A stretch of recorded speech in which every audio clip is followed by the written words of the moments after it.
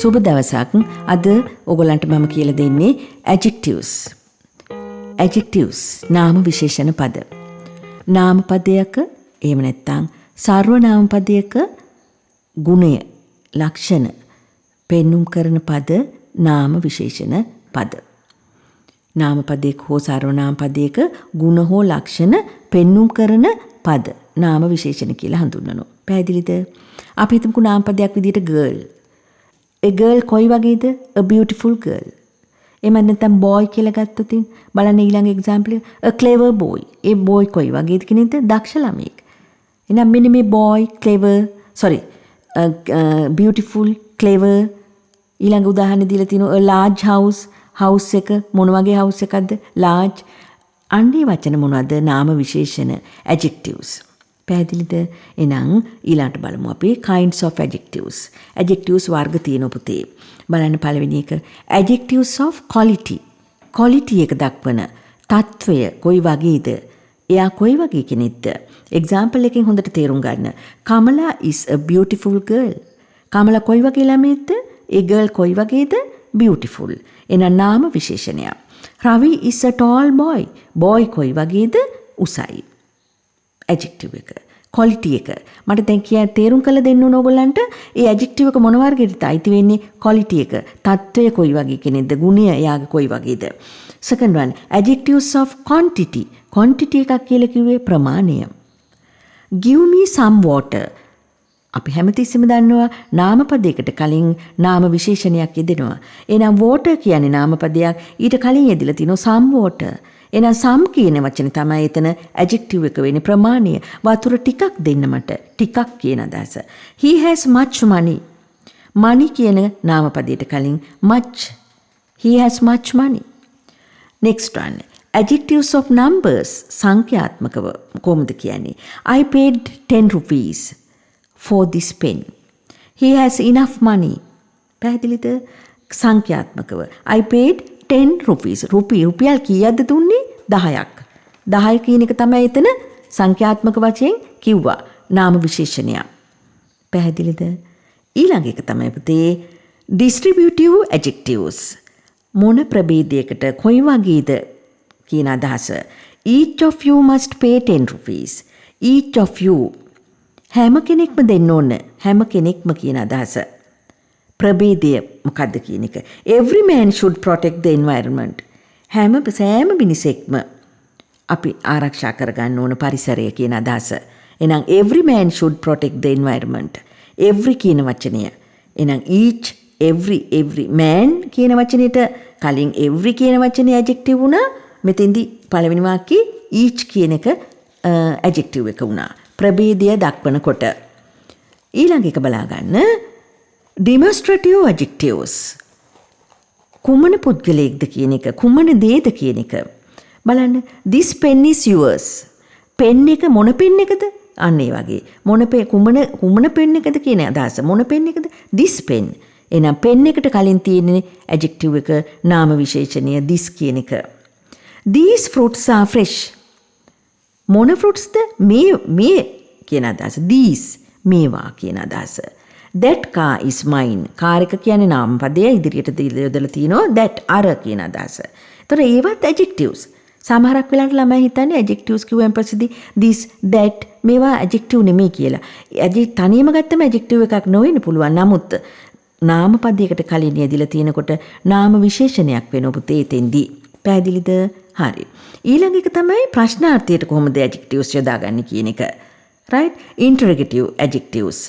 What color is your shirt? මොන පාටද කියන එකයි. What color? color එක මොන color එකද? අන්න එතෙන්දී what කියන adjective ප්‍රශ්නාර්ථය WH question එකක් තියෙන්නේ. හරි. එහෙනම් මෙන්න මේ විදිහට adjectives බෙදනවා කොටස් කීපයකට. adjectives කොටස් කීපයකට kinds of adjectives තමයි ඒ ඉගෙන ගත්තේ. ඊළඟට මේ නාම විශේෂණ වශයෙන් අපි භාවිතා කරන පුතේ ing form එක. එක්වි ක්‍රියා රූප ing form එක අපි භාවිතා කරනවා නාම විශේෂණ වලට. ing කියලා කිව්වේ ක්‍රියාපදයකට ing එකතු කළා නාම පදයකට ඉදිරියට යොදා ගන්නවා. හොඳට මතක තියාගන්න, පැහැදිලි කරගන්න. ing ෆෝම් කියලා කිව්වේ ක්‍රියාපදයකට අපි එකතු කරනවා ing. ඒක යොදා ගන්නවා නාමපදයකට ඉදිරියට. අන්න එතකොට ඒක මොකද්ද adjective එකක් වෙනවා. බලන්න example එක. Where is the writing table? table කියන එක ඔයගලන්ට පේනවා මොකද්ද නාමපදය. නාමපදයට කලින් යෙදিলা තියෙනවා writing කියලා.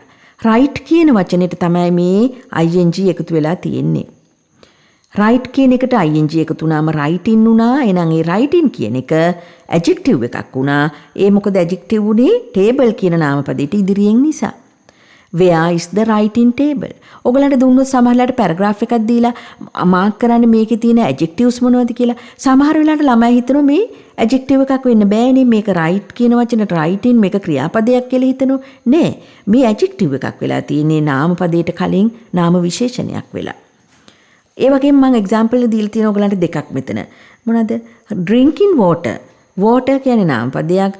මොන වතුරද මොන වතුර drink කියන එකට ing එකතු කරා drinking water නාම විශේෂණයක්. washing machine machine එක කොයි වගේ එකක්ද රෙදි සෝදන machine එකක්. washing wash කියන එකට ing එකතු කරා. මෙන්න මේවා ing form එක එකතු කළා නාම විශේෂණ. ඊළඟ එක තමයි past participle form එක යොදා ගන්නවා. මම මෙතනදී past participle කියන්නේ මොකද්ද පොඩ්ඩක් විස්තර කරන්න. අපි දන්නවා ක්‍රියාපදයේ කොටස් තුනකට බෙදෙනවා. base form එක, past form එක, past participle form එක. ඔයගලන් දන්නෝ the broken window was repaired. හරිද? broken කියන්නේ past participle. කැඩුණු ජනේලය කියන අදහස. ඒතර past participle වචනේ තමයි මේ යොදාගෙන තියෙන්නේ. break කියන වචනේ. next one මම උදාහරණ දීලා තියෙනවා dead body past participle එකෙන් printed documents stolen good මේවා past participle ක්‍රියාපද ඒව යොදාගෙන තියෙනවා adjective විදියට නාම පදයකට ඉදිරියට පැහැදිලිද ඊළඟ කරුණ comparison of adjectives සංසන්දනාත්මක නාම විශේෂණ නාම විශේෂණයක් කියන්නේ මොකද්ද? නාම පදයට කලින් දාන විශේෂණ පදයක්. අපි උදාහරණයක් විදිහට බලන්න පළවෙනිින් දීලා තියෙනවා මම Sena is a tall boy. Sena is a tall boy. boy මොන වගේ boy කෙනෙක්ද? tall. අන්න එතන සාමාන්‍ය positive වාක්‍යයක්. second one Sarath is taller than Sena. ඒ මොකද්ද කියන්නේ? er එකතු වෙලා තියෙනවා tall taller වෙලා තියෙනවා. taller කියන වචනෙත් එක මතක තියාගන්න than කියලා තියෙන වචනයක් එදිනවා. Sarath is taller than Sena. එතකොට ඒක compare කරලා තියෙනවා. තුන්වෙනි වචනය තියෙනවා Pial is the tallest boy. එතෙන්දී est එකතු වෙලා තියෙනවා. ඉදිරියට the යොදලා තියෙනවා est වලට කලින් එහෙම යොදන්න ඕනේ. tallest boy superlative. ඒක ඇවිල්ලා එයා තමයි උසම ළමයා පන්තියේ කියන අදහස. එහෙනම් comparison of adjectives tall taller tallest high higher highest පැහැදිලිද short shorter shortest මෙන්න මේ වචන ඕගලන්ට ඉගෙනගෙන තියෙනවා භාවිතාත් කරනවා ඒව තමයි සංසන්දනාත්මක නාම විශේෂණ. එතකොට මම පහලින් දීලා තියෙන ඕගලන්ට by adding er and est අපි er එකතු කරනවා තියෙනවා est එකතු කරනවා බලන්න long longer longest. එතකොට longer එකත් එක than යෙදෙන බව මතක තියාගන්න ඕන. longest වලට ඉදිරියට the යෙදෙන බව මතක තියාගන්න ඕන. ඉතින් විවිධ තැන්වල ඔයගලන්ට මේ හිස්තැන් දීලා වචන උත්තර ලියන්න තියෙනවා. longest වලට ඉදිරියෙන් හිස්තැනක් තිබ්බොත් අනිවාර්යෙන් ඔයගලන් the දාන්න ඕනේ. longer වලට පිටිපස්සෙන් හිස්තැනක් තිබුණ longer than එන්න ඕන. එතකොට මේව තේරුම් ගන්න ඕන. ඊළඟට short shorter shortest poor ඔය විදිහේ clever මේවා er එකතු වෙන ගමන් superlative වලට est එකතු වෙනවා. ඊළඟට පුතේ by adding r and st. ඒ මොකද්ද කියන්නේ? er වලින් r විතරක් එකතු වෙනවා. අතනින් st විතරක් එකතු වෙනවා. pure brave මේ වචන වල ඔයගලන්ට පේනවද පුතේ? e අකුර තියෙනවා base form එකේ positive form එකේ තියෙනවා pure. එහෙනම් e තියෙන නිසා r විතරයි එකතු වෙන්නේ comparative වලදී. පැහැදිලිද? superlative වලදී est විතරයි. brave එකෙත් එමයයි. e අකුර තියෙන නිසා එතෙන්දී R විතරයි අතන ER එකෙන් R විතරයි එකතු කරන්නේ. E තියෙන නිසා ST විතරයි එකතු කරන්නේ. හරි ලේසි. ඊළඟට by doubling the final consonant. hot කියන වචනේ බලන්න. hot කියන වචනේදී T අකුර අවසාන අකුරට කලින් තියෙන ඕගලන්ට පේනවද වවල් එකක්?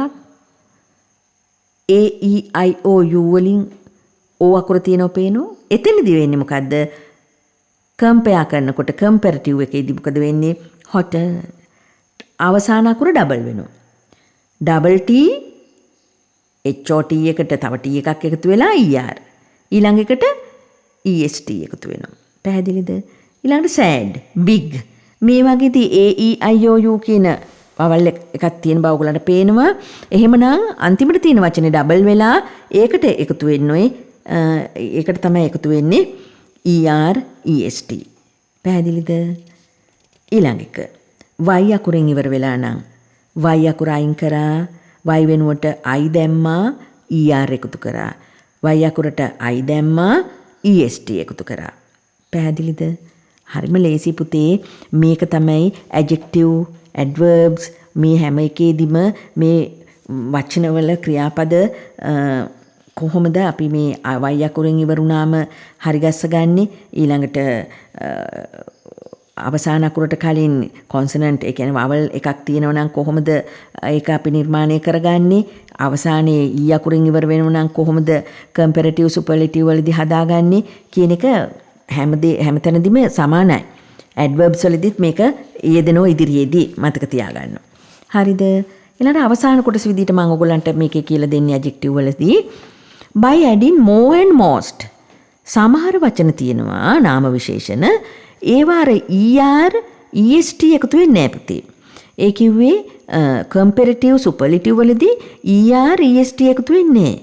විශේෂ වචන කීපයක් තියෙනවා. බලන්න එකක් මම කියනවා important. important කියන එකට ER එකතු වෙන්නේ නැහැ. කම්පැරටිව් වෙනකොට more important. more important එකත් එක තමයි දෑන්නේ දෙන්නේ. මෙතනදී සුපර්ලටිව් වෙනකොට most important.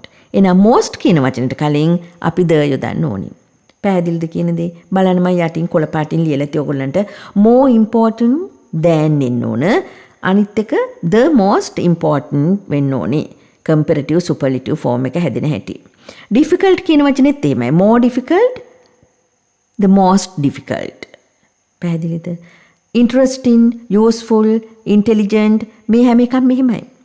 interesting කිව්වයින් පස්සේ interesting, more interesting, the most interesting. හරිද? useful, more useful, the most useful. මෙන්න මේ විදිහට තමයි more එකක් වචනය සහ most යොදාගෙන ඒවා විශේෂ වූ වචන ගොඩාක් නැහැ ටිකක් තියෙනවා. ඒවට comparative superlative වෙන more most යොදනවා. එතකොට ඒ පාඩම එතනින් පුතේ අවසන් වෙනවා. මම ඊළඟ වීඩියෝ එකකින් ඔයගොල්ලන්ට adjectives වලින් questions ටිකක් අපි දෙන්නම්. අපි කරමු. එහෙම කරාන් පස්සේදී පැහැදිලි වේවි හොඳට. දෙසරයක් තුන් සැරයක් මේ පාඩම බලන්න ඕනේ. මම මේ දාන හැම වීඩියෝ එකක්ම දෙසරයක් තුන් සැරයක් බලන්න.